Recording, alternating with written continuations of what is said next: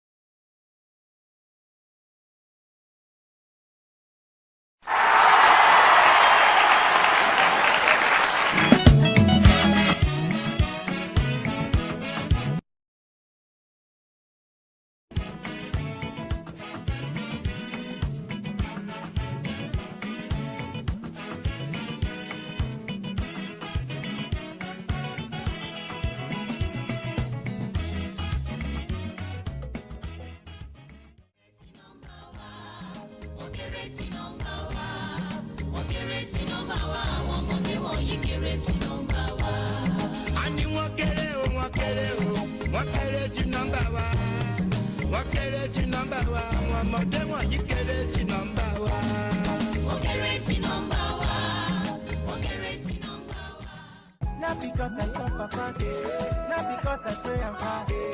No be your show, no be that. I'm watching. Hey, Osinachi, I'm no qua, Osinachi. One name, Osinachi, I'm watching. Hey, Osinachi, Mama, Osinachi.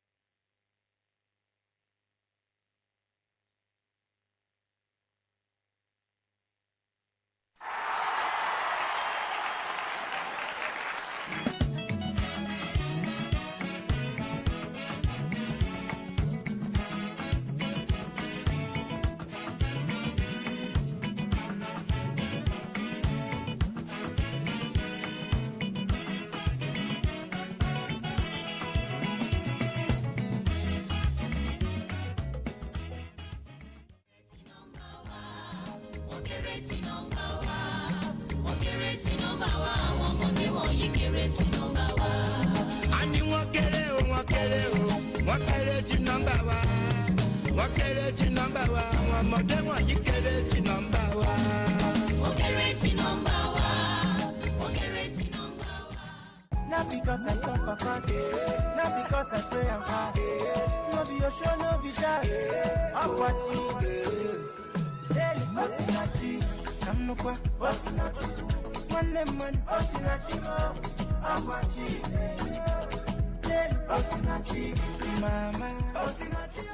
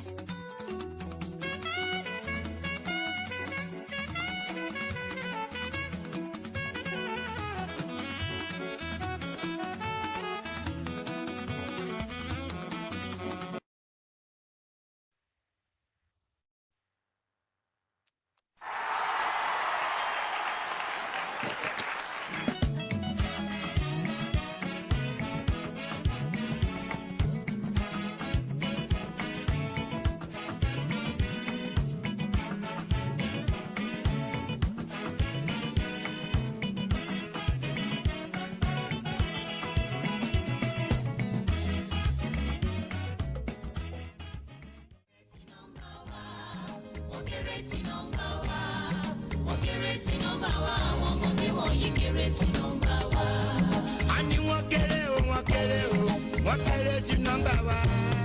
Wọ́n kéré sí nọ́mbà wa, àwọn ọmọdé wọ̀nyí kéré sí nọ́mbà wa. Wọ́n kéré sí nọ́mbà wa. Wọ́n kéré sí nọ́mbà wa. Not because I suffer fast, not because I pray and fast. No be your show, no be that. I'm watching. Hey, Osinachi, I'm no kwa, Osinachi. One man, Osinachi, I'm watching. Hey, Osinachi, mama, Osinachi.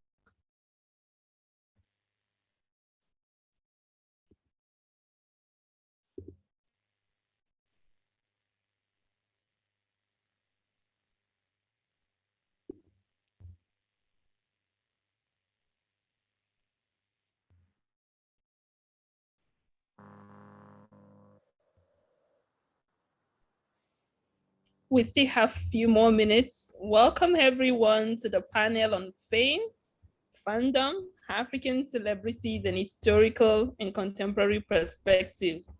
We have one more minute, and I think we have two of our presenters here already, waiting for two more. That's Louise Chidima and Pat. While we wait for them to join us, my name is Rosemary Oyinlola Pukuola, and I'm the organizer and the chair of this panel. We had the first session of the panel yesterday with esteemed scholars on the panel who gave fantastic presentation on different aspects of fandom.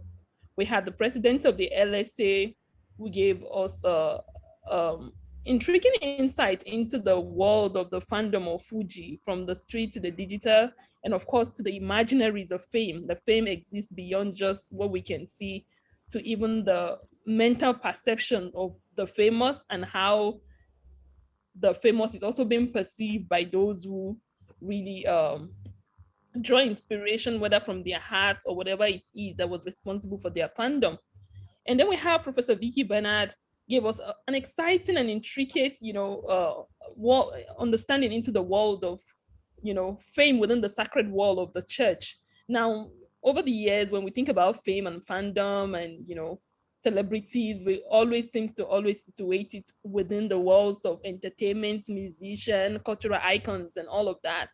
But Professor Vicky made us understand that even within the walls of the church, the sacred word within, piety, religion, and all of the performativity that you can find within the sacred wall of the church, you can also find politics, fame and fandom shaped by age, by visibility, by gender, and some of the things I think are quite fascinating. I may not be able to capture right now, but you can also watch the presentation, the presentation on LSA Facebook page.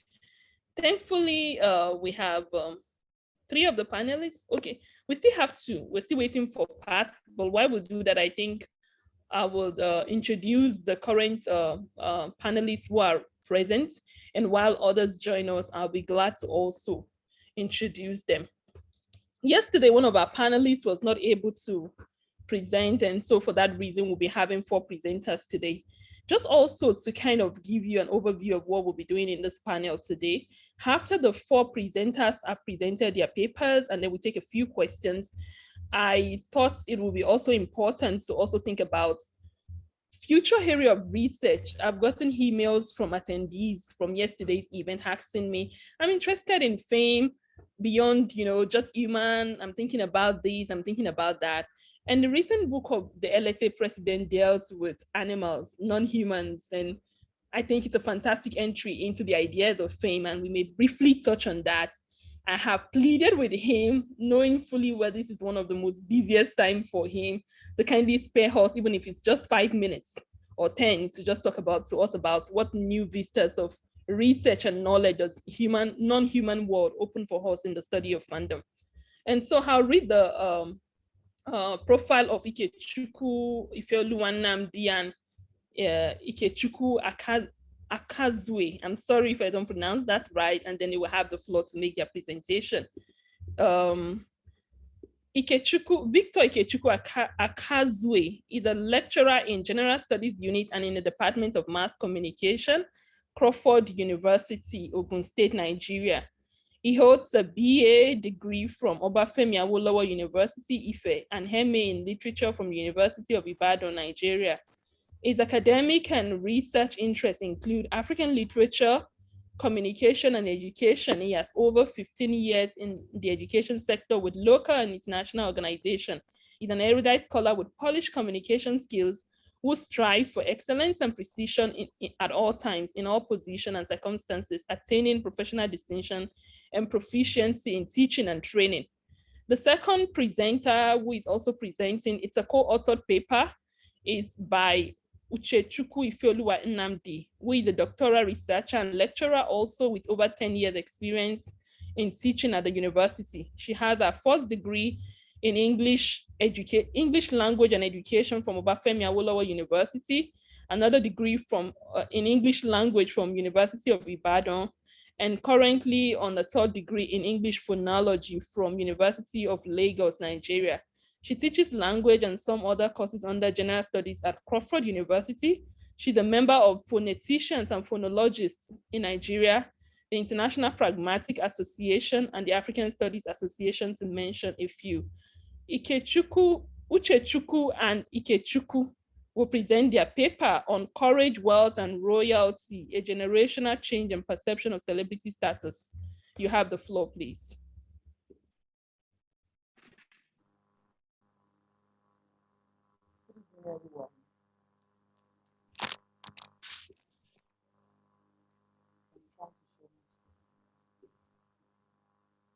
Ikechukwu, you have the floor.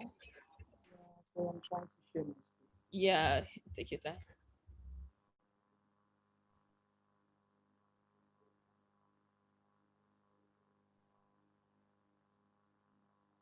And while Ikechukwu is trying to start a slide, I just want to welcome Pat to the panel. Thank you for joining. Oh, thank you.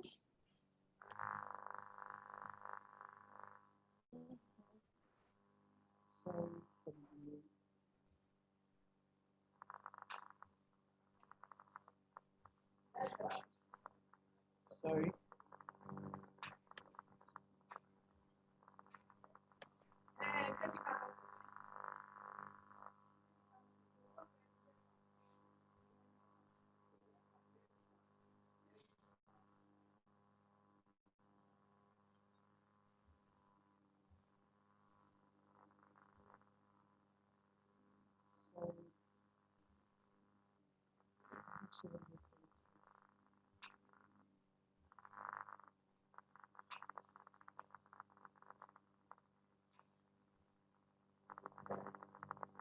You could just type it if you don't mind. You can just search the folder. It makes it easy. I think I can see it, PowerPoint presentation for courage and wealth. You can type it into the search box. It can make it easier. You can just type courage or something and it will come up. I just clicked on it now. I'm not sure if it's showing. Okay, do you mind if somebody presents while you try to figure out that later? Please, I'll appreciate that. Let me introduce Pat while you figure out, maybe you can just place the folder on the particular slide on your desktop instead of having to search. That kind of make it easier. So I'll introduce another presenter so that she can figure that out. Izegbe Pat Ebuka Onoha is a scholar in the history of Benin women. Her focus is on sexuality, religion, and the history of international prostitution in Benin. She's a lecturer at the University of Benin and at the final phase of completing a PhD at the University of Ibadan. She has published in several journals related to Benin women, human trafficking, migration, sexuality, and gender issues.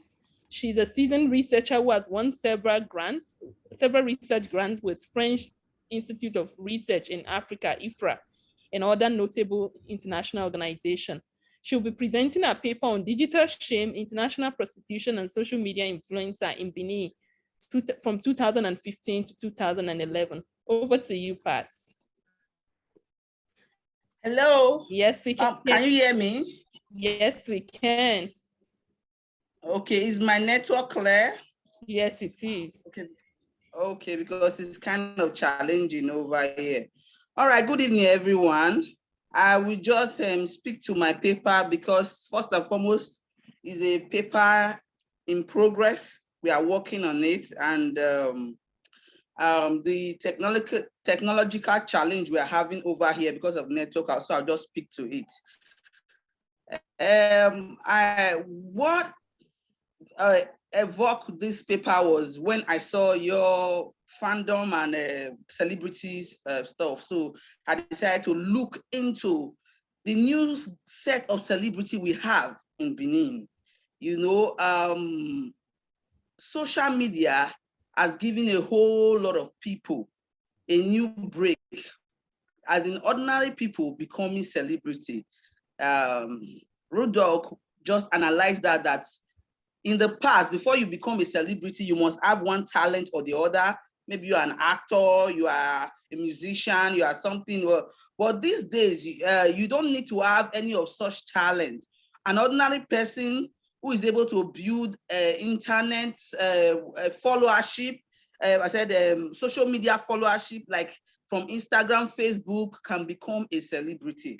So among the Benin community in Europe, the Benin community in Europe, we notice that a new form of celebrity began to break forth among Benin celebrity in Europe.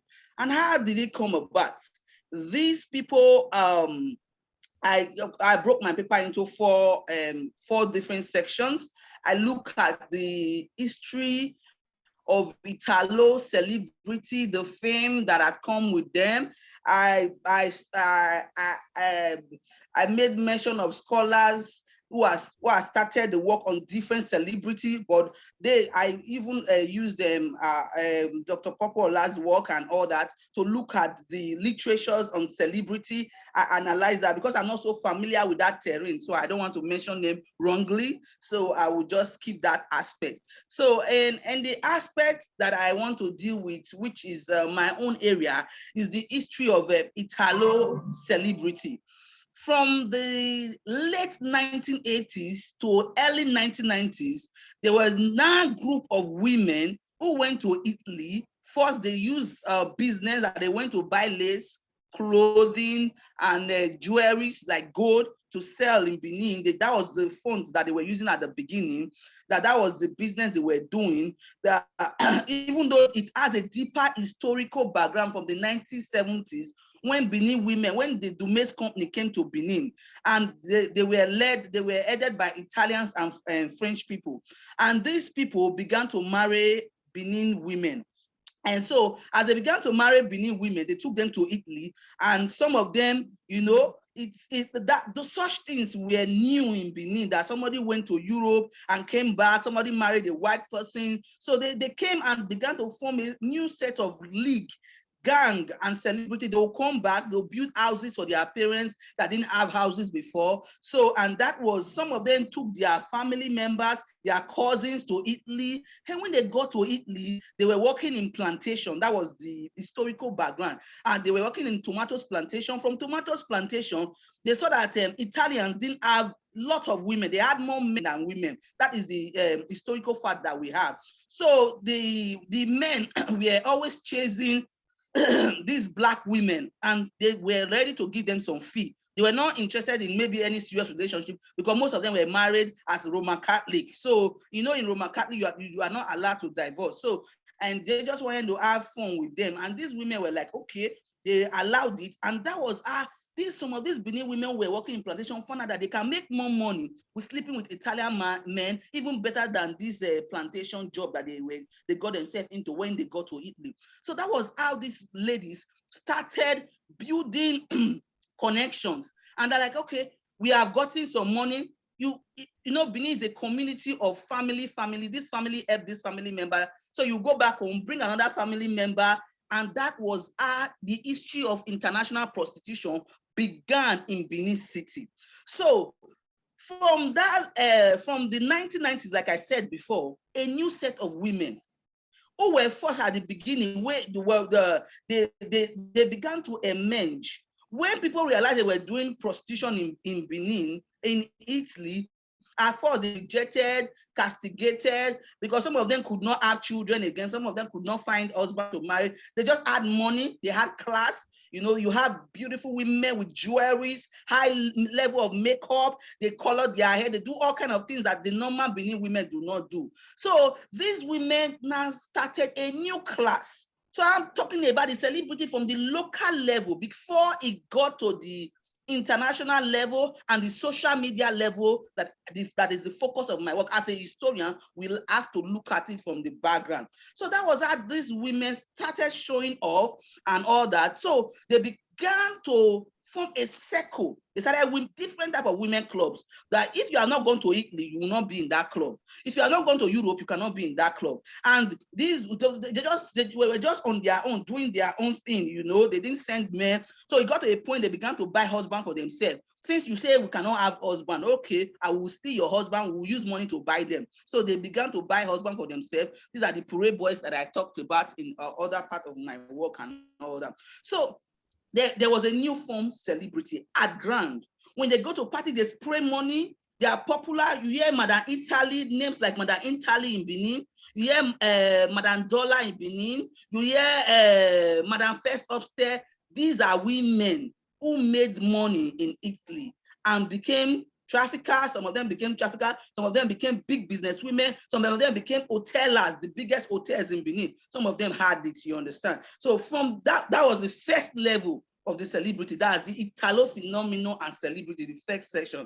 Then this new wave that I'm talking about from the 2015, suddenly the women, you know, at that point from 2015, the international prostitution or trafficking or sexual exploitation business has been established in Benin already.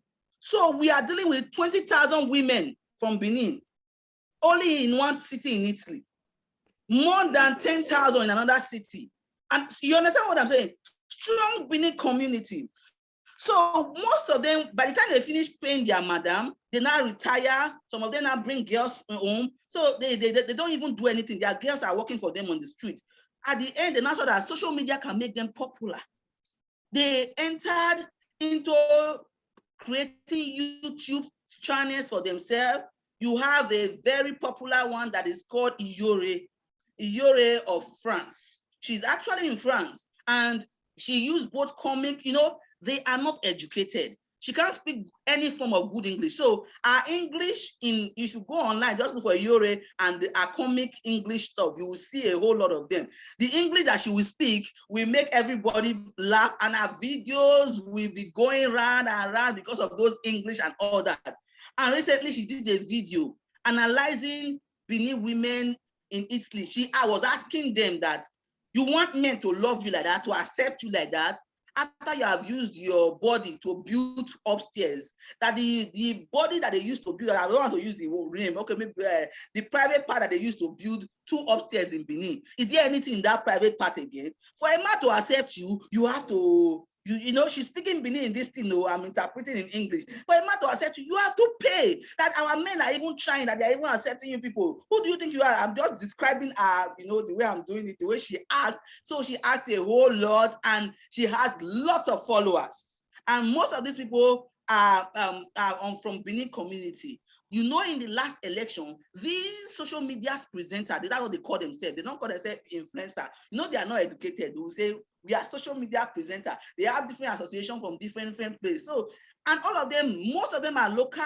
very uneducated. So I don't know how they even learned how to use YouTube and Facebook, but they have become so popular. They do give away in Benin. They do give away to people. They help people to sell land, properties. They are so influential that they determine who become the next governor. That is how powerful they have become. So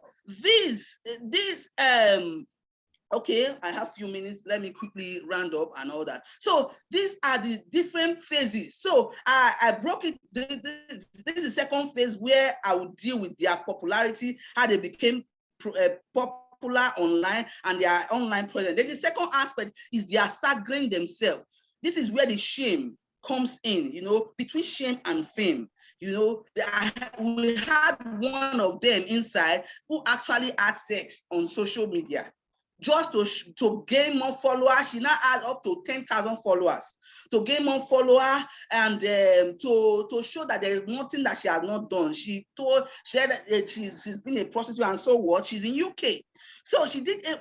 That was so terrible for us as a Benin people. So, you know, it's like bringing shame to the Benin name. So then, and apart from that, they fight themselves. Like the recent saga between Antonia and Iyori and all that, they even had to go to the extent of going to the lady that they were fighting with online. They went back to her family in Benin to record that she had 5 good children that were not properly taken care of, even though she's in Europe. She left them in Nigeria and remarried in Europe, started having children. So they will dig at your history when they are ready to deal with you. This is how bad it is. So they wash their dirty linen outside, they rubbish the image of Benin. So this is the analysis.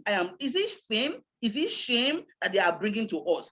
Even though they are popular, that they are bringing to Benin community, even though they are popular on social media, what are they bringing? Because they are displaying, they are showing, this one will say, you that did prostitution for the past 10 years, 15 years. So people now conclude, if you are from somebody, from another ethnic group, you now conclude that almost all Benin women are prostitutes, just the way they are showing themselves. So thank you. Thank you. I'll just I think I've concluded. It's okay, so I don't take more time. Thank you, ma'am. So much. Thank you. I enjoy your presentation. I'm sure we're going to engage more with it when other presenters have made their presentation. But what stood out to me in your presentation is how Benin women kind of popularize and kind of celebritize prostitution in such a way that it became almost synonymous with Benin women. And of course, the spectacularity of their performance, from makeups to beauty practices. Fantastic presentation, honestly. And I think the attendees will engage with you. Of course, the transnational nature of that also stood out to me, as well as, linking that with pride, national pride, as well as, ethnic pride. And of course, the moral dimension, both of the sexual economy and how technology also has amplified, their practices of fame, of spectacularity. And of course, the theatrics, which you mentioned, filming, fighting, are all fantastic aspects. Thank you so much. Now I'll go back to Ikechukwu. I want to believe you're ready. Now you have the floor. Thank you very much. Can you see my screen now? No. You can just click on the share screen button. It's enabled for all participants to be able to share. Okay. Okay, can you see my screen now? Yes, we can. Okay, thank you very much. Sorry for the delay. This paper, I embarked on it with a colleague of mine, Victor. We worked together in Crawford University. It's titled Courage, Wealth, and Royalty, a Generational Change in Perception of Celebrity Status in Modern Day Usage.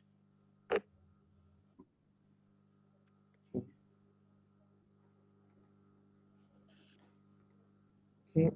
The overwhelming influence of digital platforms, the internet, social media, and reality TV has influenced the concept of celebrity, irrespective of age, race, or tribe.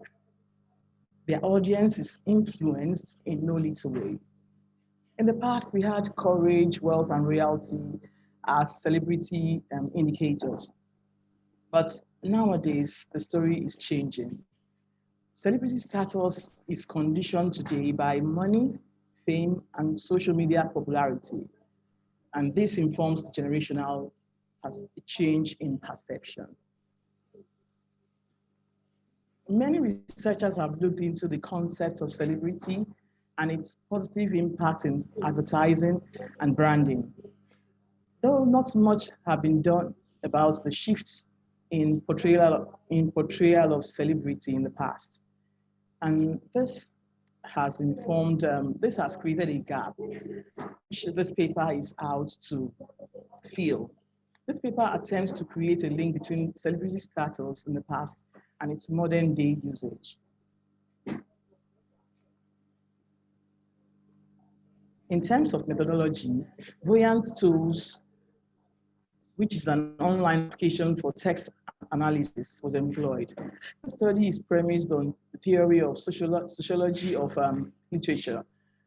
The theory is concerned with the presentation of society in literary texts. It is hinged on the relationship between literature and other social structures, stressing that literature is part of the social system of its time. This paper tries to show the generational change in the depiction of celebrity status in modern times, considering courage, wealth, and royalty as indicators. Literature and society seem to explain each other. And the term celebrity can be viewed from different angles. From the angle of the actual human being represented by the term, or the tradable commodity that a celebrity generates, or the theoretical concept. But in this paper, we are focusing on the human being represented by the term celebrity. Several related studies have reviewed celebrity, and the gap we discovered is what we're trying to fill with this work. The term celebrity can be described as a condition of fame and broad public recognition of a person or group as a result of the attention the mass media gives to them. Before the internet made fame popular, celebrity was promulgated majorly through literary texts. Literary celebrity has therefore offered a gap to scholars who are interested in linking literature back into the bigger society. Celebrity studies can be traced to a time earlier than the 19th century. In the past, we had indicators such as courage, wealth, royalty, and others. And these were seen as celebrity indicators. Achebe's Things Fall Apart is used to illustrate celebrity status in the past. In the text, Okonkwo is portrayed as a celebrity whose life revealed many of the celebrity indicators. We have a word cloud here that shows several of the words in the text. Things Fall Apart, written by Chinua Achebe, 1958, has a total of 51,683 words. And among these words, Okonkwo is mentioned 297 times. This shows that the book centers around Okonkwo, and that indeed makes him a celebrity. Okonkwo earned victory in the epoch-making wrestling competition with the great wrestler Amanize.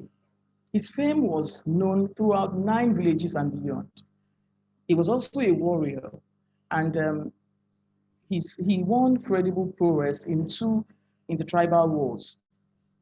This trait of courage influenced his choice by his community to lead the entourage to Mbaino as an emissary of war. From this trip, he brought back Kimin Runa and another lady like that. Looking at wealth and riches have been identified as one of the important celebrity indicators that existed in the society portrayed in Things Fall Apart. Okonkwo, though from a humble background, the father he was not proud of, he decided to work so hard till he possessed great wealth. Wealth then was measured by the size of one's farm, the number of barns one possessed, the titles one had taken, the number of wives and children one had, and the size of one's family or compound. In this case, Okonkwo had a large compound with 3 wives and 8 children. He had 2 barns filled with yams, and he had acquired 2 chieftaincy titles. So we could say he was wealthy. Royalty. Though born by Unoka, who was not royalty, Okonkwo excelled to the extent that he was given the regard that he could be given. He was given the regard that could be given to royalty. Fortunately, his society, Umofia, judged a man according to his worth or success, not according to his father's. Therefore, he was one of the lords in Umuaf who had taken 2 prestigious titles. So he could compete favorably with royalty. Now coming to modern day perception of celebrity status. Modern day perception of celebrity status has changed from what Achebe projected in Things Fall Apart. The advent of internet, the social media, and present digital age has presented a contrast in the way celebrities are perceived.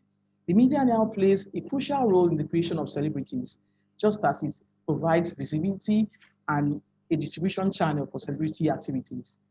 Getting into the media spotlight and staying there can make anyone a celebrity. Fans now have easier access to celebrities and celebrity news through digital means, and this has, in effect, um, on the it projected them as stars. Just as Shakespeare would say that some are born great, some achieve greatness, and others have greatness and trust upon them, a celebrity status can be ascribed by biological descent. It can be achieved by an individual's accomplishments, and the social media can also make one a celebrity. Celebrity endorsement has grown to be successful globally due to consumerism, where a person owns a status symbol by purchasing a celebrity endorsed product. Apart from endorsement, celebrities have become successful in business, such as Bill Gates, Michael Jordan. We also have Ronaldo. We have Kim Kardashian, Jennifer Lopez, and a host of others. From Nigeria, we have Davido, we have Yemi Alade, Funke Akindele, Tiwa Savage, and many others. And these are making waves considering the number of followers they have on Instagram, and this makes them celebrity. Though courage, wealth, and royalty can still be perceived as celebrity indicators, other indicators have emerged today, such as net worth, number of Twitter followers, and number of Instagram followers, which characterize celebrities. To conclude, in view of the controversy that surrounds some celebrities today, in terms of fashion sense, marriage, love life, numerous sex scandal, and drug abuse, the study recommends that the numerous followers of celebrity should focus and emulate only the positive lifestyle of the celebrities. We can therefore agree with Alexander Pope, who distinguishes between honest fame and doubtful celebrity, or take a stance with William Hazlitt, who views fame as the spirit of a man surviving himself in the wind, in the minds and thoughts of other men, undying and imperishable. Thank you. Wow. Wow. I wish we're in an in-person presentation. You can hear, the round of applause we have for you. Thank you so much. You can stop sharing your screen, your paper, engage with the core of the call for panelists. Because honestly, when I was thinking about, the interdisciplinary perspective of fame and celebrities, I was actually working as a teaching assistant for a class on literature. And so I was reading fame through the lens of Chinua Achebe, particularly his idea that the first time Okonkwo drank palm wine from the head of from the human skull was from the event or the ceremony of a village celebrity. That particular word, village celebrity, caught my attention. And so I bought every book authored by Chinua Achebe and started searching for fame, celebrity, known, and all of those adjectives. Thank you so much. Your work was well grounded in literature, and then you brought us into contemporary times. Thank you so much. Now I'll call the next presenter, Eloise Chidima. I'll read a short bio and then she will have the floor. But again, Ifeoluwa, thank you so much for that wonderful presentation. I'm sure literary scholars are seeing possibilities in the world of fame and fandom, whether it's in how major lead characters are constructed, how the narrative is built around the character or otherwise. There's so much in the field of fame that I believe that we can all explore and blow the field up, I guess. So I'll read Chidima's short bio, and then I will let her have the floor. Eloise Chidima Teresa is a doctoral student at the Institute of African Studies, University of Ibadan. Chidima's research her in women in international trade, human rights, and gender studies. She teaches international relations, human rights, and African politics at Crawford University, Lusada, Ogun State. She's a fellow of Graca Machel Trust Leadership and Development Program. She's a member of Development Studies Association and Lagos Studies Association. Today, she'll be presenting on child rights and celebrity advocacy in Nigeria. Over to you, Chidima.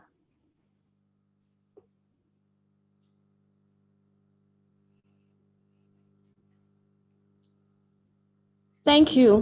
Thank you, Rosemary. I want to share my screen now. Sure, you can.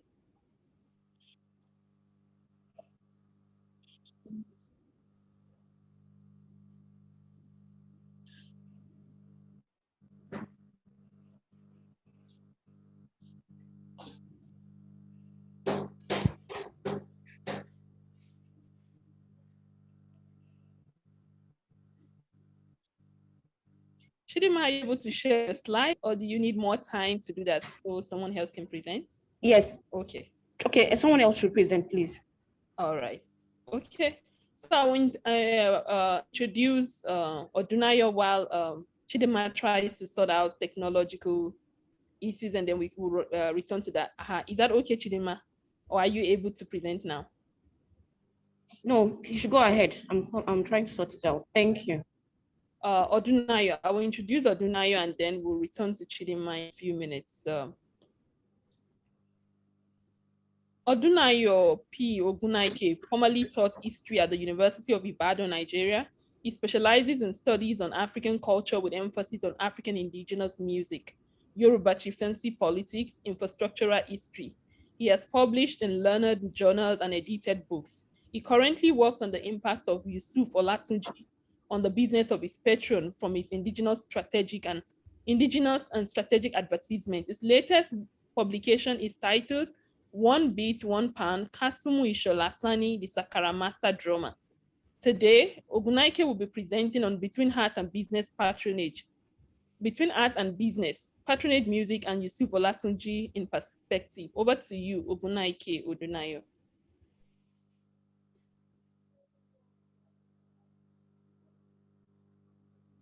Ogunaike, you have the floor.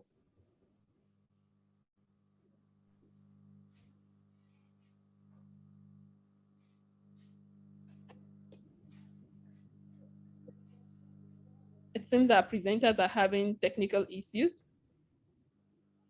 Ogunaike, you have the floor. Can you hear me? Or if Chidima is able to present now so we can save time, we can also go back to Chidima because you are the two presenters we have left for this panel today.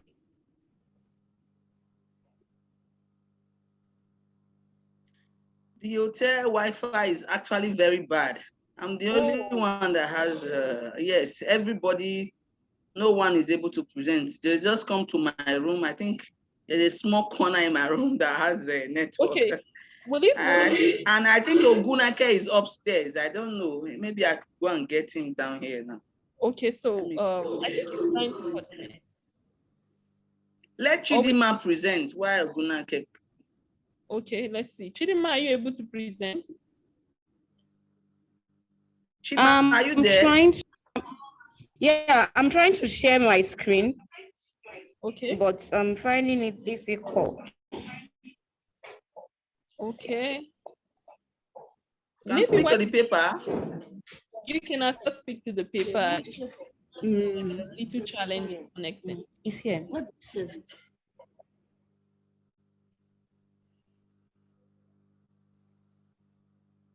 Okay, maybe we could just answer a few questions while we wait for them in 4 minutes. If they're unable to share, I would encourage that maybe you just speak to your ideas. We understand technology fails, and these things happen.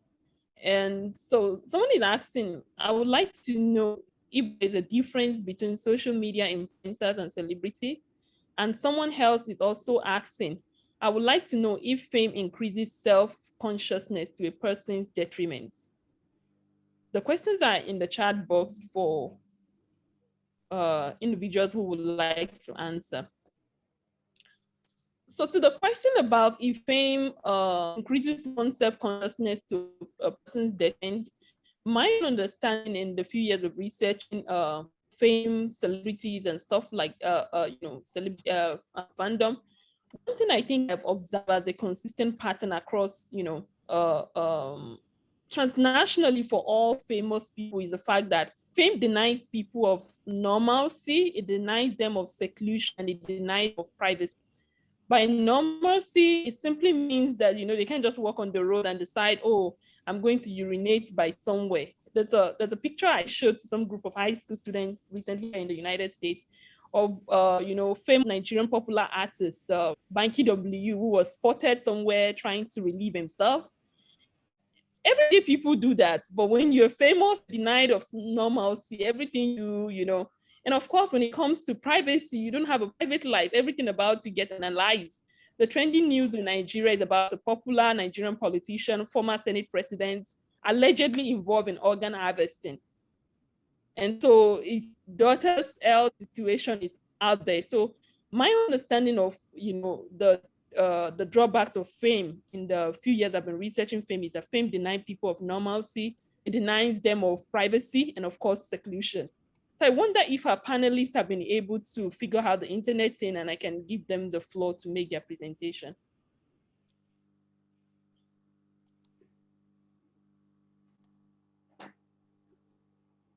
Chidima, you could just speak in your audio. I think what we want to engage with is your ideas. Of course, the slide will be helpful to help you navigate your presentation, but you can as well, like Pat, speak to the core aspect of what you're presenting on.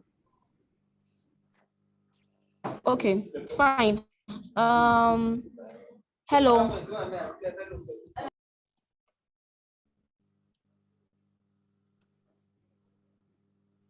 Yes, you can go ahead.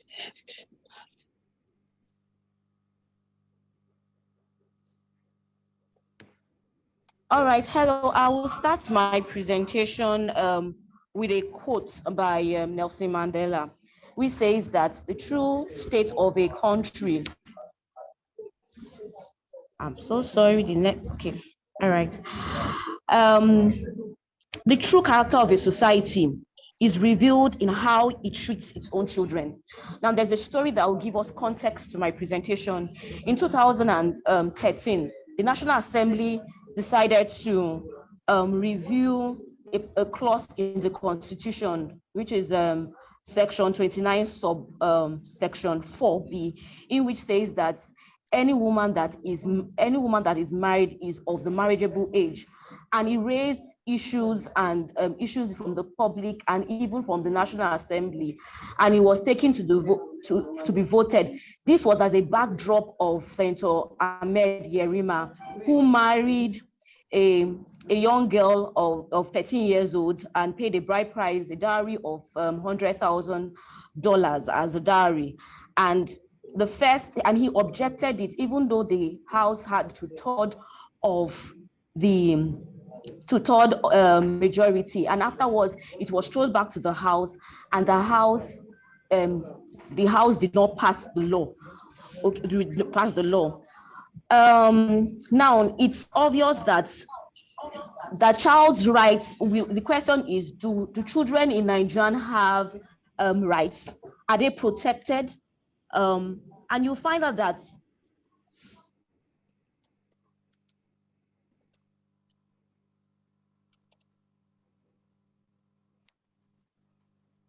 Hi, Chidima, we are with you. Can you continue? I'm sorry, we're a bit messed up by technology. This is really... Okay, you're back. No Great. problem. Okay, I'm back. Yes. So the question is, do Nigerian child, are they protected? Then I'll give you a glimpse of the Nigerian, a very gory, and I will not call it gory, somewhat interesting data and report about the welfare of Nigerian children. First, the Nigerian child is one of the most unsafe and vulnerable citizens in the country and the world. Nigeria has the highest number of children out of school. 13.5 million children are out of school. This means 50% of children out of school globally are in Nigeria.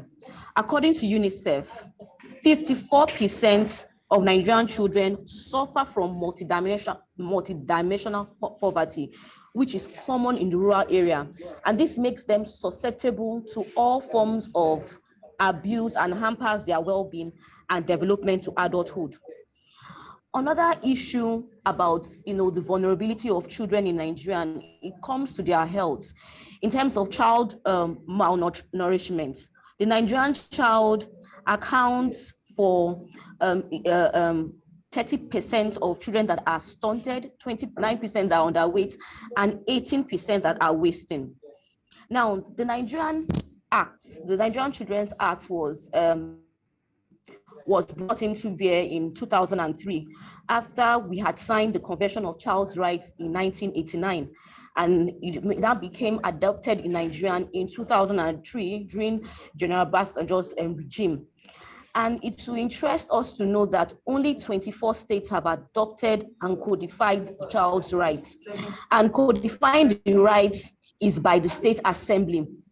Now, the remaining states that have not ratified and codified this right is as a result of some issues of culture and religion. And that comes to the question of universality and cultural relativism. Now, there's a school of thought in human rights about universality of laws of human rights and cultural relativism. Now, in cultural relativism simply means that culture is the sole source of the validity of moral rights and rule.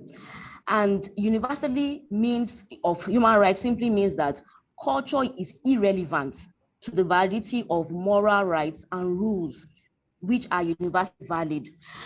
Okay, so the school of thought of cultural relativism actually is coming from the third world countries, which Africa falls into. They believe that human rights and international laws are that the third world countries are actually objects of these international laws.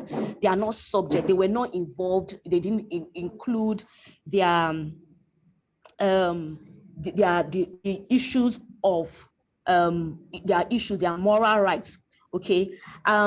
So while the universalism sees that the cultural relativism are using this issue of culture as a I'll call it a escape route from adhering to these human rights. Okay, so now the question now is who enforces these rights? Who are the people that protect children? So we have protectors or predators. Now, in the Convention of the Child's Right Convention of 1989, United Nations, which almost all the countries of the world has ratified, you will find out that they have placed the responsibility on the state. Okay, so the Convention of the Child's Right under United Nations enjoys that state parties shall undertake to decimate the convention principles, take all appropriate legislative and other means of implementation. Now, it's now, bring it home in Nigeria. We've had cases of kidnap of students, child marriage, child labor, sexual abuse. Now you see the pictures on the screen. We start first with Karen Ampang, a 14-year-old girl of Premier College, Lugbe, that was raped and sodomized.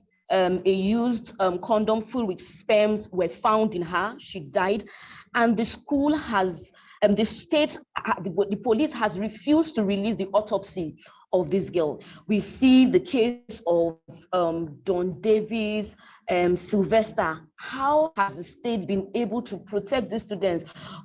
Talking about Leah, of how many years ago, nothing has been heard of her. The Chibok girls, the state has the responsibility to protect them. Now, comes back to the school. The issue of, the school is a place for learning, safe learning, promotion of value, character, and mental development. But of recent times, we've been hearing a lot of depraved stories of, students being molested, bullied, sodomized. Okay, you see the case of Sylvester.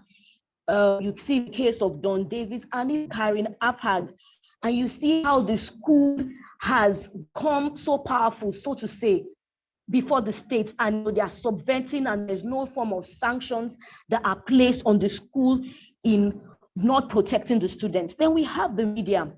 CRC 1989 simply says that the media has a responsibility to disseminate information, material of social and cultural benefits to children, as well as production and dissemination of safe educational materials in the media. Now you find that the media is now complicit or culpable of, sending subliminal messages that are injurious to the well-being of students. You see things being posted, pedophile sites, child pedophile sites that are allowing children unsuspectedly. You find even the case of children having access to websites that are, out of their league. All right, so then the next is celebrity advocacy and child rights in Nigeria. Now, we found out that in Nigeria, that most celebrities, okay, we found out that most celebrities advocate for child's right protection. Okay, we see the case of Motala Jolade, Stella Damascus, in the case of girls are not for young girls are not for marriage. You see how they have advocated for the rights of children. You see the case of Kate Henson, when the case of the Christland issue of the 2-year-old child that was raped by Adegboyega Adeleko, and how she pushed for the rights of that little child of 2 years to be protected, and how she was, there was a backlash, threats on her life concerning that matter. Then we now see there's an issue of authentic advocacy and cloud chasing. There's people that are doing it because they want to protect the rights of children, because they see a need, because they want to see a change in the narrative of child's rights, for justice for children. Then you see another group of celebrities that are using it for cloud chasing.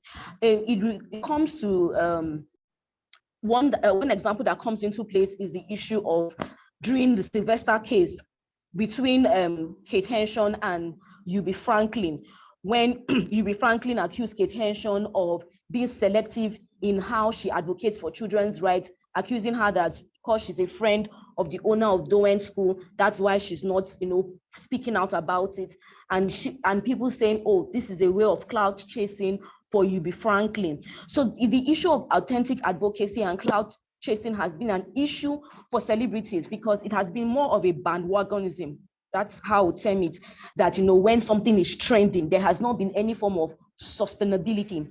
Then the backlash of celebrity of advocacy is, I've explained it about Kate Henson and other people like Obi Ezekwesili, when she was advocating for, the freedom or the return of poor girls, and people said, oh, she's doing it for fame, she's doing it for people to know her, to drag so much attention to her. So these are the issues of celebrity advocacy. Now, areas of future research and conclusion.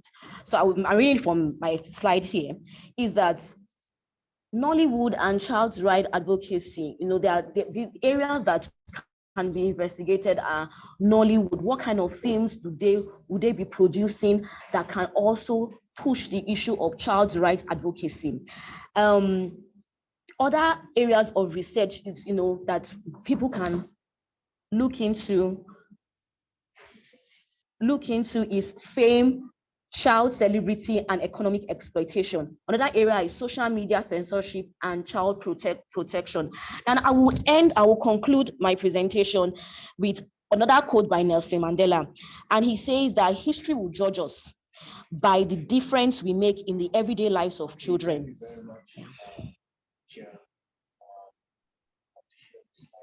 Thank you so much, Chidima, for your presentation. I'm so sorry about what technology did.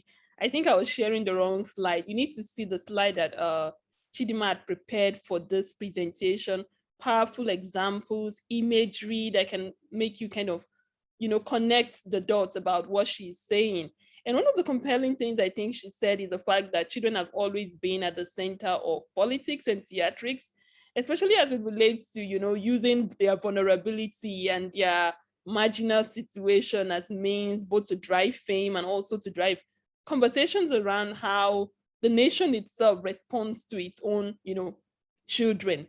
And of course, drawing from transnational the quotes of Nelson Mandela, I think brings, an international dimension to it. And a theorization of human rights between, universalist and then the relativist theory reminds me of my background in international relations. So thank you so much, Chidima. I hope that in future technology is really kind to us. And now the last presenter, I'm sorry you have less time to present, I think about 12 minutes, so we can have room for question and answer and just a brief remark from someone I think has very important directions to point audience and those who might be interested in celebrity studies. I imagine that Ogunaike now has a stable network and is able to speak to his topic at this moment. I've read your bio over and over. I think I'll just hand over the floor to you. Odunayo, please. I'm here with you. I'm very sorry for the technical issues. Good evening, everyone. Can you hear me? Yes, we can. Oh, thank you. Yes, The title of my paper, without wasting much time, the title of my paper is Between Arts and Business, Patronage Music and Yusuf Olatunji in Perspective. So the paper is all about how Yusuf Olatunji. Anyway, let me start by introducing the man, Yusuf Olatunji. Yusuf Olatunji was a Sakara musician that started his career in the 1920s. That was during the colonial rule.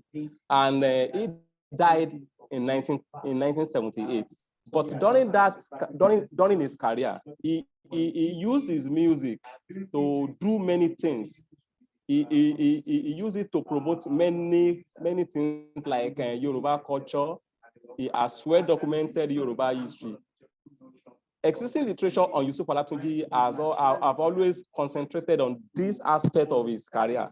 So I found out that a significant part of his career, which is advertising, that is using his music to advertise his patrons, their businesses, their services, their social clubs, and all what have you, was neglected by scholars. So I started writing on that. And I found out quite that really he promoted businesses. These are evident in his musical albums. So what I did to confirm this was to first and foremost read around existing literature on advertisement. So I look at the definition of advertisement. So I'm trying to see if I can get 2 or 3 of those definitions.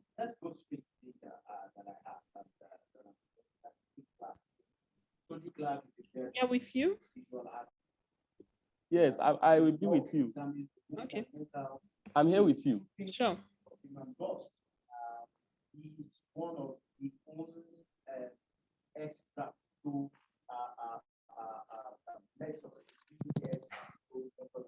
what extra to using video to scratch out images out. And that's very interesting. This is one of his works. That's what yes, and that also identifies the Nigerian youth who have. So Ogunaike, you can kindly just speak. We understand you have need a the slide for us. I'm sorry. I'm trying to bring up my slide. Yeah, I'm pleading that if it's possible that you just speak to the ideas you have. Anyway, the major point I am trying to make is that from the definition of advertisement that I got, Yusuf Olatunji actually practiced the profession of advertisement. He advertised for his patrons, and that is contrary to the general belief that patronage music is all about patrons benefiting, that is patrons promoting, patrons favoring the musicians. But in the case of Yusuf Olatunji, contrary is the case, because not only were these patrons benefited from him through the advertisement he gave to them, he made them popular. One of them that I interviewed in Oshobo, a 92-year-old man, actually confirmed to me that Yusuf Olatunji did not only benefit from him, that he benefited from Yusuf Olatunji in form of the advertisement he made for him. I want to travel out of the country. I want to do this. In form of the advertisement he made for him. And the man told me that that actually promoted him, that he did so, that is before the advertisement. Before the advertisement, he was not well known, especially in Yoruba land and across Nigeria. That it was after Yusuf did the album for him and promoted his business that he was known. Another person that I tried to interview, but I couldn't get at her, but I got information about her. I read about her in newspaper. Was Cash with the man called Cash Woman. That the woman has always told people that he never told Yusuf to serenade him. That he only did a favor by paying his hospital bill sometimes in 1974. But she was later amazed as Yusuf did not only serenade her, but promoted her business, announced that to the whole world. And the woman confessed that that was a very huge benefit to her business. So what am I trying to say in essence? I'm trying to say that even ever before advertisement was known in Nigeria professionally, our own indigenous people have been practicing advertisement. And one of them was Yusuf Olatunji. And I was shocked about 2 weeks ago. I was with the head of APCON, that is Advertising Practitioner Council of Nigeria head in Osogbo.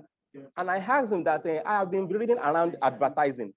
None of the authors I've read, especially in Nigeria here, has ever mentioned the fact that musicians do promote music. He was also amazed that that's true. I said, now, if you are not even aware they promote, they advertise businesses, they advertise produce, then how would you picture them? How do you picture them into your activity? He said it is important, from what I have told him now, to include them, because very soon they will be going, they will be rewriting, they will be revising their rules and regulations. And he did promise that got me more interested in the work. That indeed there are indigenous means, such as using music, like Yusuf Olatunji did, to advertise business. And one other thing that I discovered is that he did not necessarily, he was not necessarily paid for it. It was just a kind of, okay, these are my patrons, these are the people I'm benefiting from. They patronize my own business of singing for them, serenading them, and entertaining them. So how do I pay them back? I think from what I've got so far, the major reason he had to serenade their business, mention their business, precise their business, was just to ensure that they are sustainable economically. And at the end of the day, I think it paid both parties, that is both Yusuf Olatunji and all his numerous fans. And I tried in my paper to bring up a few of such advertisements he did. I don't know if I will permitted. I tried to make a cut out of the music, but it is not, I didn't get it. I don't know if I could just sing too. I don't know if my audience will be willing that I sing for them, if they will understand.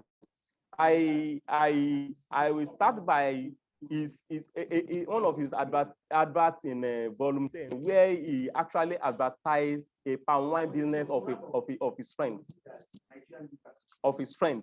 And he goes, Sheko ni akongbe dije bamu oguro bi oti oyinbo ìgbádùn yeye fún ẹ̀mí ẹ òyìnbó kò mọ̀ pé nìkan ò wá o olówó ni kó máa wá o káwọn aláwìn kò padà. That is simply telling us that he was telling customers that Akongbe, my friend, says palm wine at Jeba Street, Ebute Meta, Lagos. Please patronize him, because the best of palm wine will be gotten from him. If you don't have money, just go back. Don't bother coming to us. Another one, I think that should be volume 24, is where he promoted one of his patrons' business, who actually was dealing in electronics in Ibadan. And it goes thus. Pardon me, it goes thus. It says, tẹ́ bá fẹ́ ra fi bẹ́ẹ̀ náà ni, tẹ́ bá fẹ́ ra fi rèjì tó gbá mú ṣe ẹ lọ rí lọ sí. I'm sorry, I'm confused. Let me look for another one, just to make it two, just to buttress the point that he actually advertised. There is this other one where he urged motorists. I think that should be volume 11, where he urged motorists to patronize okay, let me go for that a tailor in volume 1, where he urged tailors, where he urged mechanics rather, that ṣàpọ́n ló ń tà pàtì ẹ jẹ́ ká lọ mọ́tò tó bá kọ ti òrìn ẹ jẹ́ kí ra ṣe di orí o tàpọ́n ló ń ta pààtì ẹ jẹ́ ká lọ o. What is it goes more than that. I just have to stop at that because of time. What he is simply telling the public there is that one of the best mechanic in this Yoruba land is available in Abeokuta. Please, if any of your vehicles refuse to work, just come with me to his shop. So all that to me looks like, and it is, in fact, it is a form of advertisement. So I got this validated when I spoke with two experts. One is a professor of advertising at LSA. By the time I approached him for interview and I explained what I have in mind, he told me that this is wonderful, that indeed, like the AFCON head in Oshobo told me, that they never factored that into their reasoning. That so, I am now thinking that if this could have happened between 1928 that he started his career and 1978 that he died, we can still use because we have many celebrities around us today, and all what they do is just, let me just say, corrupting our societies with their immoralities. So why can't we use such virtues? Because one, AFCON will not allow some things to happen in normal advertisement, and normal advertisement will never go for free. So when we patronize our musician, maybe they come to play for us, we can talk to them, or we can talk to them or tell them to reason to advertise our things. So I intend to go against the rule in historical study by recommending to the Nigerian government or the AFCON, that is the council that is responsible for advertising in Nigeria, that is regulation of advertising in Nigeria, to look into this aspect of using our musicians to engage in advertising goods, businesses, and services. Thank you for listening.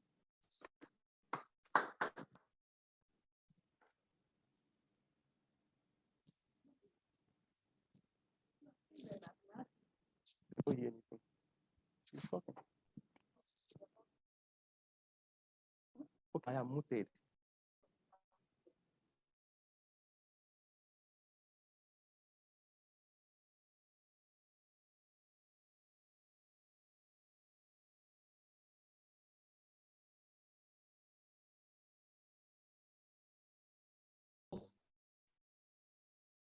I'm sorry, just a second. Yes, I think you can all hear me. Can you hear me? I thought I was unmuted. Yes, I can hear you now. Oh, pardon me. You see, this happens. That's one of the things with technology. So I was saying that it's a fantastic presentation that we had from Ogunaike about, the historical dimension to celebrity endorsement and celebrity advertisement and all of that, particularly from the point of view of, indigenous music. We have, very few time left, and there are several, encomiums for the presenters in the chat box. People are saying this is a wonderful presentation. People asking few questions. But then I want us to do something that I think is also important. But before that, I would let each panelist answer one or two questions that are related to them. And afterwards, I think before they kick us out, I just, yesterday after the robust conversation we had from the erudite scholars as well as from emerging scholars, I've received emails from people asking me, oh, are we only going to talk about celebrities and music and the church and all of those places? We talk about celebrities. What about non-human creature? And so understanding the fact that the president of the LSA is a very busy person, and I've just finished reading his book, I wanted him to speak to what non-human creatures offer for fame and fandom studies. But before he comes in briefly, because I know they will kick us out in 20 minutes, can each of the panelists kindly respond in a few minutes to the questions that they were each asked? I know someone was asking what I think Ifeoluwa thinks about beauty standards and its implication for children. And I think somebody else was asking Chidinma some few questions, and if you want to respond to that, I think there's also a question for Pat. If you can just make it brief. I hope we have a bigger platform or maybe bigger events where people can speak more about their work. But in the few time that we have, can you just make brief remark about the questions asked you? Please, man, you are still sharing the screen of Oguneke. I think you should move it up. No, he is the one sharing it. Oguneke, can you kindly stop sharing your screen? Thank you. Okay.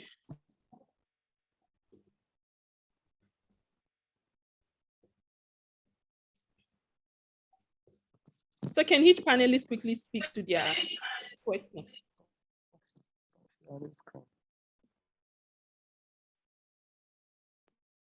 Who wants to go first?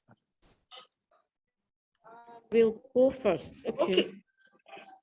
All right. The question asked to me is, what do I think about exposing pictures of children on social media platform, all in the name of fighting for justice? Okay. The question is a bit subjective. It depends on the context. Okay. It depends on the context. For instance, in the issue of the just recent scandal, Chris Land fiasco in Dubai, okay, I think it's not safe for them to keep resharing the video of that girl over and over again, because she's a child. She's not aware of, even though people say, oh, she's aware, she doesn't know the gravity of such thing that she was engaged with, because whatever stays online stays forever. When she grows up, she sees it, and it can affect her in terms of her mental health. Sharing pictures of children in terms of justice. Okay, in the case of Sylvester, Karen, Don Davis, I don't see it. It just helps to, tattoo that image of injustice in the minds of the perpetrators, and as well as we who are also custodians of these children, either directly or indirectly. So it's the answer to the question is subjective, and it's based on the context of the use of those pictures. So if it's not clear, you can give maybe further insight on what you intend asking the question specifically is. I hope it's helpful. Okay, can we have another panelist quickly answer any question directed to them? Mine was, if a social media influencer can be regarded as a celebrity. So from what I read from Gomez, I would have read the excerpt I put on him on my work, but there's no time for that now. But he said there's a whole lot of social media influencers that are even more popular, that have more followers, that have more global presence, even more than the regular celebrities that we have. Like one of them that is the number one on the Instagram is a Brazilian comedian. He has up to 52 million followers and all that. So how many celebrities that are the regular celebrity have such numbers of followers? So you find out that they are even more popular. This social media, it's just, he had nothing, but it was through social media that he became popular, and so many of them like that. So I think by the time I read through different analysis on who a celebrity is and what the power they have and everything, I think social media's influencer can also be regarded as celebrity, because they have the influence, they have the power, they have the wealth, they have the money, they have the crowd, they have everything, even more than a regular celebrity. Thank you. All right. So we can return to the few panelists, because I've asked for from the president of LSA, who is always very busy. My interaction with his latest book, which I'm sure every one of us know about, on animality, for me offers significant insights in how we can think about fame of non-human creature. And I know this is always the most busiest time for him, but I have pleaded with him if he can just spare us 10 minutes of his time to talk about a few questions that I have for him, and then we'll return quickly to take questions from the audience. Just a few minutes, and Professor Demito, you can speak now. I think I sent a few questions before, but I will see if I can share my slide again. Yes. Yeah, can we see my screen?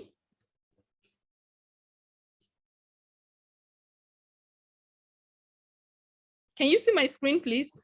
Yes, yes. Yes, I can see it. Okay. Yes. Professor Demik, I don't know if you're with us, just a few minutes. I wanted to ask you what non-human have to offer in the study of fame, and particularly as regards to animals like lion. I was curious why the lion is considered the king of animals, and how power and speciality, defines how we understand even the rankings of animal. And the second question I wanted to ask, or maybe I will just take it one after the other. I wouldn't want to rush you. Thank you so much for your time. I do really appreciate. Well, I think if you don't mind, can you ask the second question? So maybe I can, because I mean, I'm just a guest, so I don't spend too much time answering all the questions. I can Yes, just so put everything in one response. thank you so much, sir. One of the ideas I found fascinating in your book that I think relates so much with fame is the idea of capitalism. And you also distinguish how certain animals are also kind of religiously divided. Christmas is associated with chicken, while the Muslim festival is with rams and stuff like that. So I was wondering, why chicken, why ram? Why not maybe egg or snail or some other ideas? What makes certain non-human creature popular on our palate and our plate other than maybe some other? Okay, in a particular community in southwestern Nigeria, Ibadan is specific, and there lived a crocodile, which is at least 85 years old. Today, the crocodile is known more as the most important creature in my compound than humans. And people don't remember most people who live in the community. People remember the crocodile. So the analysis of fame actually has some significant dimension to the non-human creatures throughout centuries, from one generation and from one century to another. Animals have played a significant role in framing human understanding of fandom and stardom. And star animals have existed in different contexts over time. And one example is the crocodile I just mentioned, which is actually responsible for making my family compound more famous than even the human. So I think that the analysis of fame and celebrity can actually be extended to the non-human creatures in different contexts. And in addition to the crocodile, we know that generation after generation of children in southwestern Nigeria would remember two gorillas called Aruna and Imadi. They were captured in Cameroon and trafficked to Nigeria around 1964. And these animals lived in captivity for decades until they died. And most people don't actually remember many parts of their childhood without reference to the gorillas, famous animals. So the story of crocodile and the story of Aruna and Madi, the gorillas, or the story of another dog called Chuku, who was one of the victims of colonial violence, who was rescued during the British invasion of southeastern Nigeria, and more importantly, during the colonial period, were horses of different breeds, of different abilities, of different origin, that transformed human understanding of nature, human understanding of power, human understanding of fandom. Horse racing was the most important sport in colonial Nigeria. Before soccer became a national sport, it was horse racing. And without horses, horse racing wouldn't have happened. Today, generations of old people still remember famous horses in the Lagos Race Club. And these horses played important roles in framing human understanding of themselves. They were stars, were created, were made. The point in emphasis is simple. I think that your scholarship is actually compelling in different ways to also encourage people to get into celebrities in the non-human domain. And in fact, we cannot begin to look at celebrity, fandom, and stardom beyond the humans. And we have, honestly, we have data. We have data to do this. It's only that scholars are not looking in the right direction. Famous dogs, famous cats, famous gorillas, famous lions. I mean, some lions were captured in Nigeria, taken to London's, lived in London for decades, and their stories are still being read and documented today. And so the point in emphasis is that I have not suggested that animals celebrity status is the same as human celebrity status. That's not where I'm going. But there's a way through which the narrative of stardom and celebrity in the animal world can help humans understand their own world. For example, horse racing. Horse racing was about humans as much as about animals. And animal stardom helped humans to understand themselves. A good horse becomes a star, and the rider, or otherwise called the jockey, also becomes a star. Even the owner of the horse also becomes a celebrity. So there's a way through which celebrity status can actually transcend beyond humans to animals. The most important element in horse racing was the horse. But the performance of horse actually now became very important for the positionalities and the status of the owner. And humans actually became celebrities, not through their own abilities, but through the ability of their horses. These are the things I wrote in my book. So now you can see that it seems I'm finding this very fascinating more than I should.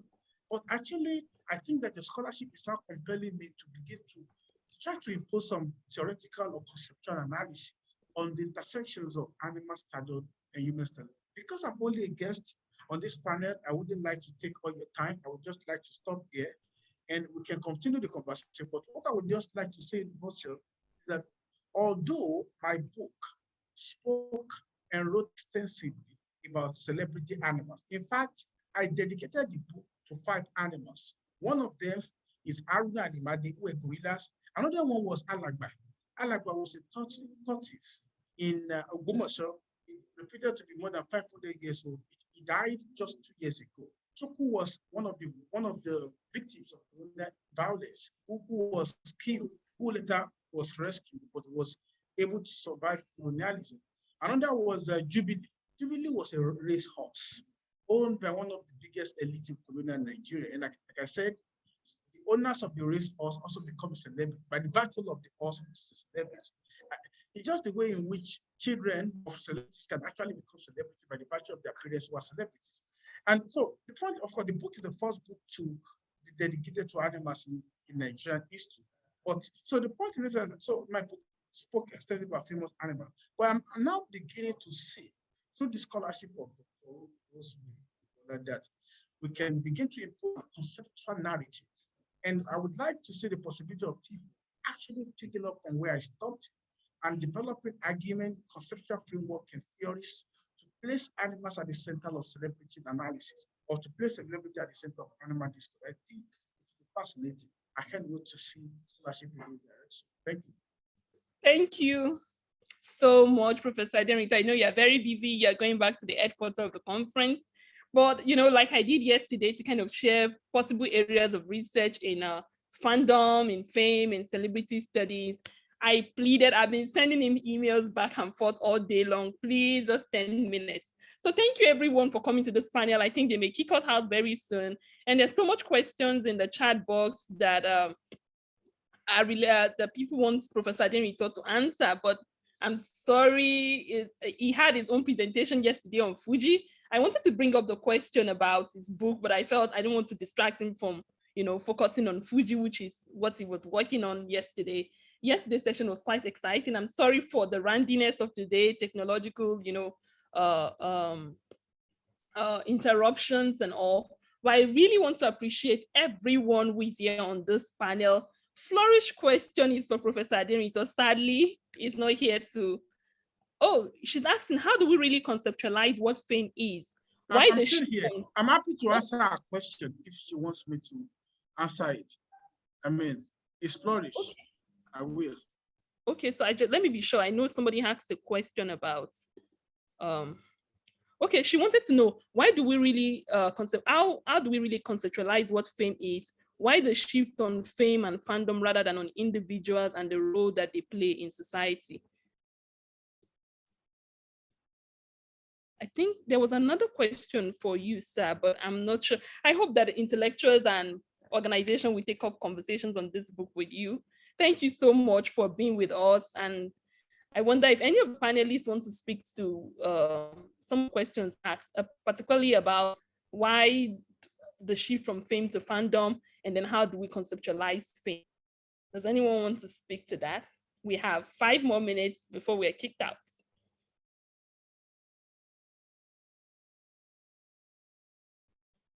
Any of the panelists wants to speak to it? Okay, so let me say this. Like Ifeoluwa's presentation, and of course the presentation we had yesterday by Kenneth highlighted that the understanding of fame has gone through several transformations through time and space, particularly in how different regions of the world, define fame, how people become even famous itself has changed. The call for paper started with Chinua Achebe's book about Nkonkwo's popularity throughout 9 villages, which Ifeoluwa also highlighted. But then the shift also have been necessitated by the transformation in society, enabled by technology, advancements in modes of mobility. People can move all around. You don't have to travel to be famous. You just have to, there's an aspect of fandom today that is called virality, when something you did in one spot have this wide or this is it wildfire effects, everybody's looking at. So virality plays an important role in, the shift from fame to fandom. And also beside that, the fact that the fan base or the audience of a particular famous individual extend beyond even their national territory also makes audience study, fandom study very, very important aspect. I do hope I have answered your question. I wonder if there's any particular question. Oh yeah, my academic mom and South African mentor is here, Professor Kozie Isin. I'm particularly invested in offline fandom. Yes, I think that, like we said in this panel, and I think it was reiterated by Professor Adenrito yesterday, that much of the talk on fandom is always about fame on social media, but there are people outside of the walls of social media, outside of these hegemonic nations of the accoutrements or the parameters of fame, who are also famous. In 2020, I was privileged to be with a professor on a field work, and there's this particular musician who lives in Southwest Nigeria who was so popular in his domain, so much so that his invitation to a party was evidence of his wealth and like that. But this guy doesn't even have a social media account. So fame is relative. It's not just what you have on TikToks, on digital, but fame within communities, fame within locality. And it's one of the reasons why even when developmental organizations with individuals, they don't work with maybe celebrities alone. They look at who is the key community leader. So there's so much aspect of fame that is beyond the digital media that is also offline. We have 5 minutes left. I wonder if there's a question. Can any of the panelists wants to? I'm supposed to moderate. If you want to speak to any of the questions asked, I'm happy to let you have the floor. And Oluwashola Daniel is asking, yes, the presenter spoke about Igbo celebrity today. Yes, one of the presenters from yesterday's panel spoke about the linguistic term that is used to define a famous person within Igbo community, Iwewu, somebody who is well renowned and all of that. I think each community and each ethnicity or region define fame and fandom differently. And I think it's the things we should consider when we're thinking about fame and fandom studies, celebrities in general. Like I said to people, my mother was known in the world of social media, but she was a celebrity in our community at the time in which she lived. We felt like the children of the mommy of the Adubo. And, so it's a fantastic aspect. Thank you everyone for coming for this panel. I'm sorry for the interruptions, the technological glitches that we kind of encounter. And I'm sorry also to the panelists if you felt at any point that you were cut short or stuff like that. We're just trying to save time because, there's this kind of monotony and this kind of tiredness that comes with looking at the screen and somebody's still trying to find out how to kind of get things done. Thank you, everyone. I hope you will submit papers to future panels or future roundtable discussion. I don't know where this celebrity studies, fame and fandom leads us, but thank you everyone for coming. Thank you, panelists. Thank you. Thank you. Enjoy the rest of the Thank you. Good night. Yeah, thank you very much. You did not say thank you. You were saying thank you.